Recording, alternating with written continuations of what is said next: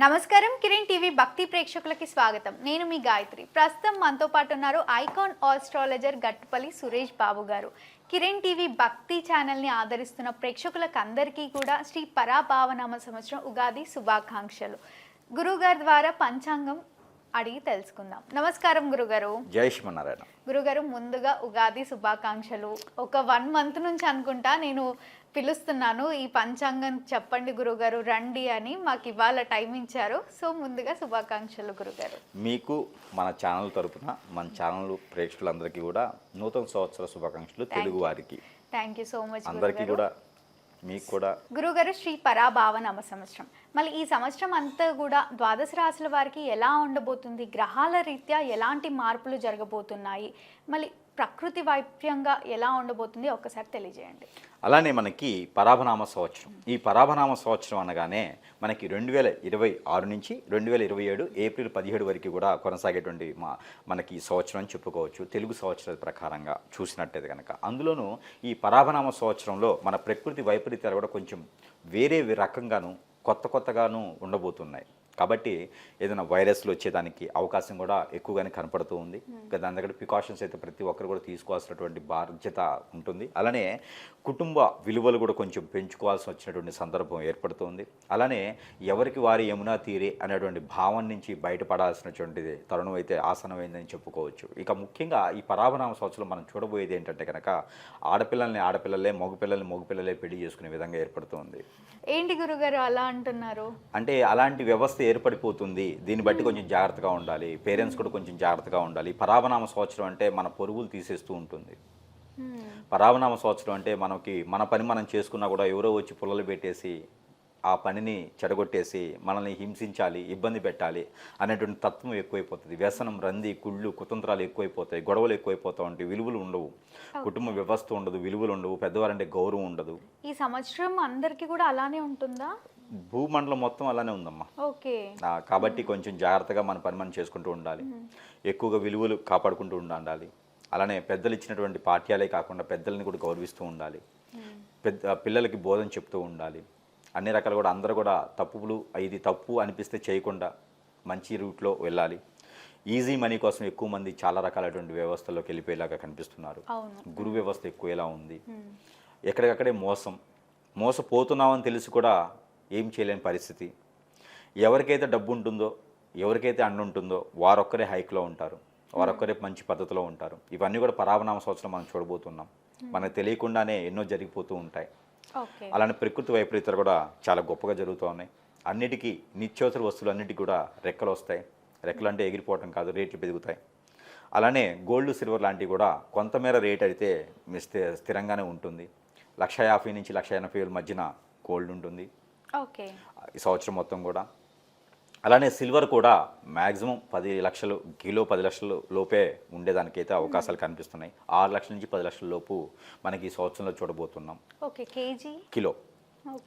కాబట్టి ఇవన్నీ కూడా ఇట్లా ఉన్నాయి. ఇకపోతే విదేశీ వ్యవస్థ, విదేశీ సంస్థలు, విదేశీ సంబంధించినటువంటి విషయాలు మనం గమనించుకున్నట్టయితే కనుక అన్ని రకాలు కూడా బాగానే ఉన్నాయి. విదేశాల్లో అయితే అంత పట్టుత్వం ఉండదు, జాబుల పరిస్థితి కూడా అంత బాగుండదు.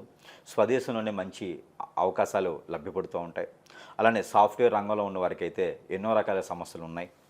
ఆ సాఫ్ట్వేర్ రంగం కన్నా కూడా ఎవరికి వారు ఇండిపెండెంట్గా బతకాలి అనేటువంటి నినాదం ఉంటుంది. ఒకటైతే మంచి జరగబోతుంది. ఏంటది? ఈ పరాభనామ సంవత్సరంలో ప్రతి ఒక్కరు కూడా భూమిని నమ్ముకునేటువంటి నినాదం వస్తుంది. ఈ భూమి మీద నమ్ముకొని భూమి మీద పంటలు పండించేసి ఆ పంటల్ని అమ్ముకునే విధంగా, ఆ పంటలతో తినడం విధంగా ఎక్కువగా రైతులుగా మారాలి అనేటువంటి నినాదానికి అయితే ఖచ్చితంగా ఏర్పడుతున్నారు. ఎందుకంటే జరిగేటువంటి పరిణామాలు, జరిగేటువంటి వ్యవస్థ, వైపరీత్యాలు ఇవన్నీ కూడా మనం ముందుగా గమనించుకున్నట్టయితే కనుక ప్రతి ఒక్కరు కూడా పంటల వైపు వెళ్ళటం, పంటలు పండించుకోవాలి అనే ఒక ఆలోచన రావటం మంచి విషయము. ఇది మాత్రం మనం అప్రిషియేట్ చేయొచ్చు. ఈ పరాభనామ సంవత్సరం మంచి ఏదైనా జరుగుతుంది అంటే కనుక ప్రతి ఒక్కళ్ళలోని చైతన్యం, ప్రతి ఒక్కళ్ళలోని మార్పు వస్తుంది. ఇక ఈ పరాభనామ సంవత్సరంలో మారేటువంటి గ్రహాలు ఏమైనా ఉన్నాయి అంటే అతిపెద్ద గ్రహాలు ఉన్నాయంటే కనుక గురువు ఒక గ్రహం మారుతుంది.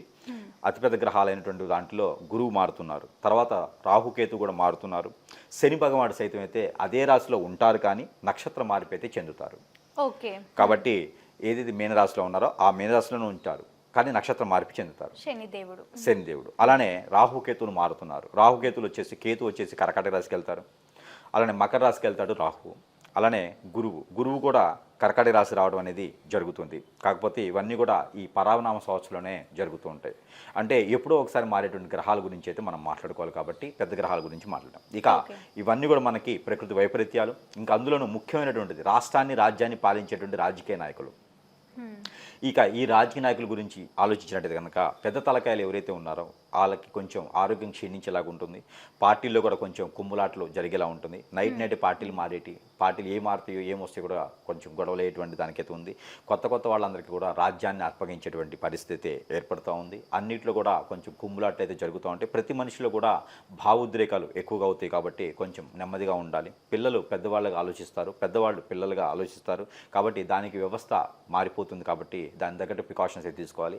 వీటన్నిటి కూడా సమానత్వంగా ఉండాలి అంటే కనుక ప్రతిరోజు కూడా ఎవరికి నచ్చినటువంటి వారికి దైవుని యొక్క ఆరాధనలో ఉంటే కొంతమేర వీరికి బాగా అయ్యేదానికైతే ఆస్కారం ఉంటుంది. గురుగారు, ద్వాదశ రాశుల్లో చివరి రాశి మీనరాశి.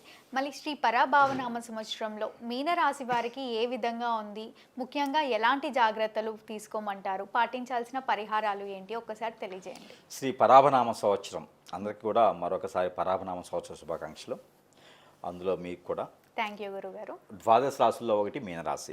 ఈ మీనరాశి వారికి పరాభనామ సంవత్సరంలో ఎలా ఉండబోతుంది అంటే కనుక వెనక నుయ్యి ముందు గొయ్యి ఎలా ఉంటుందంటే అలానే ఉంటుంది. కానీ పర్వాలేదు అనుకోవచ్చు. ఇకపోతే వీరికి ఆదాయం వచ్చేసి 2, అలానే ఖర్చు వ్యాయం అంటారు ఇది వచ్చేసి 11, అలానే రాజ్యపూజ్యం 2, అవమానం 4. ఇలా ఉంది వీరికి. ఏది ఈ సంవత్సరం మొత్తం కూడా పరాభనామ సంవత్సరం మొత్తం కూడా ఉంటుంది. అలా అని చెప్పేసి గ్రహాల యొక్క స్థితిగతులు, ఏ స్థానంలో ఏ గ్రహం ఉంది, గ్రహాల యొక్క మార్పిడిని బట్టి ఇది గణిత శాస్త్ర ప్రకారంగా మనము పరిగణనలో తీసుకునేదానికి ఉంటుంది. ఇది ఓవరాల్గా అందరికి వస్తుందా అనేది ఉండదు. ఇక వారి యొక్క పర్సనల్ యొక్క జాతకం అంటే వ్యక్తిగతంగా అయితే కాదు. ఇది వ్యక్తిగతంగా అందరికీ ఇదే ఉంటుంది కావాలని భయపడే అవసరం లేదు. ఈ వ్యక్తిగతంగా కావాలంటే ఎక్కడైనా సమీప దూరంలో ఉన్న గురువుగారి దగ్గరికి వెళ్తే వ్యక్తిగతమైనటువంటి జాతకం తీసుకొని దాంట్లో ఉన్న దోషాలకి పరిహారం చేసుకున్నట్టయితే వాళ్ళు కూడా మంచి స్థానానికి వెళ్ళడానికి ఉంటుంది. ఇక వీరికి ఏలినాటి శని అయితే ఒకటి నడుస్తుంది.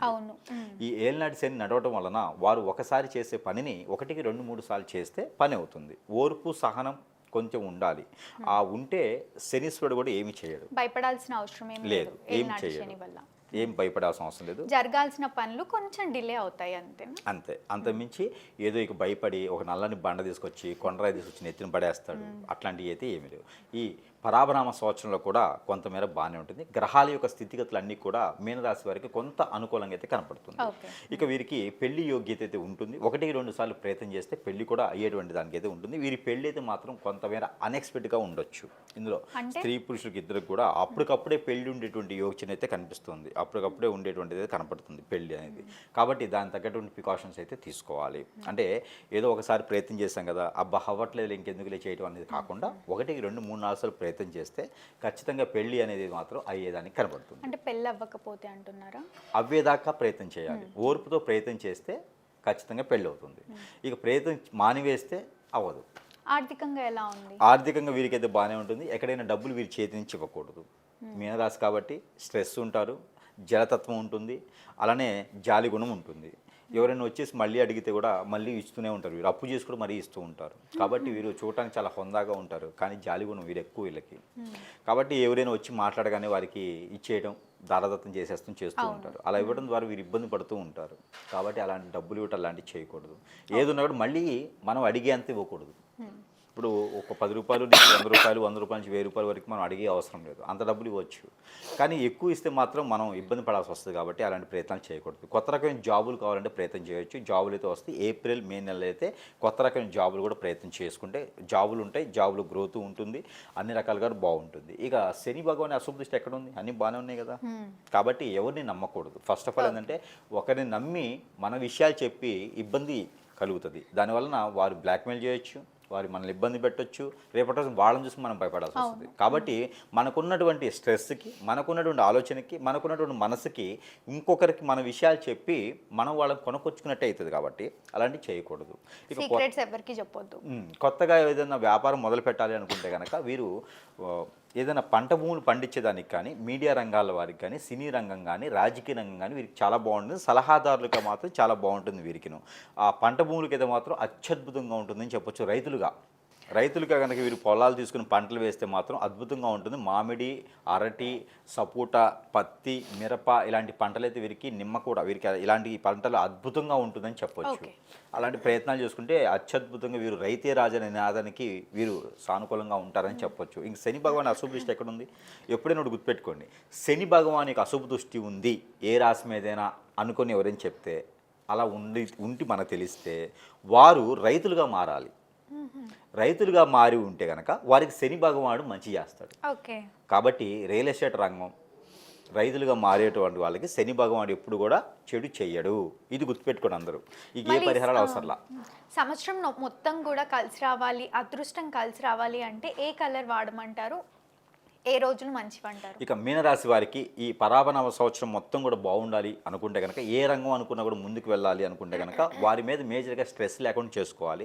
ప్రశాంతమైన వాతావరణం ఎంచుకోవాలి. వీరికి ఆరోగ్య సమస్యలు కొంచెం సూచిస్తున్నాయి. హార్మోన్స్ ఇంబ్యాలెన్స్ సూచిస్తుంది. కాబట్టి ఆ హార్మోన్స్ ఇంబ్యాలెన్స్ రాకుండా ఉండాలి అనుకుంటే కనుక B12 సంబంధించిన పదార్థాలు, విటమిన్ D సంబంధించిన పదార్థాలు ఎక్కువగా తింటూ ఉండాలి. దాని తగ్గటువంటి యోగా లాంటివి చేస్తూ ఉండాలి. అప్పుడు వీరికి స్ట్రెస్ అనేది రాకుండా ఉంటుంది. దాంతోపాటు వీరు కలర్స్, వైట్ కలర్, అందులోని వీరికి గోల్డ్ కలర్, అందులోని వీరికి సిమెంట్ కలర్ చాలా బాగుంటుంది. ఊదా కలర్ కూడా వీరికి అద్భుతంగా ఉంటుంది. స్కై బ్లూ కూడా వీరికి బాగుంటుంది. ఇకపోతే వీరికి కలిసి వచ్చేటువంటి నెంబర్ 1 వీరికి వారం, సోమవారం వీరికి చాలా అద్భుతంగా ఉంటుంది. గురువారం కూడా బాగుంటుంది. ఈ 2 వారాలు వీరికి అద్భుతంగా ఉంటుంది, కలిసి వస్తుంది కూడా.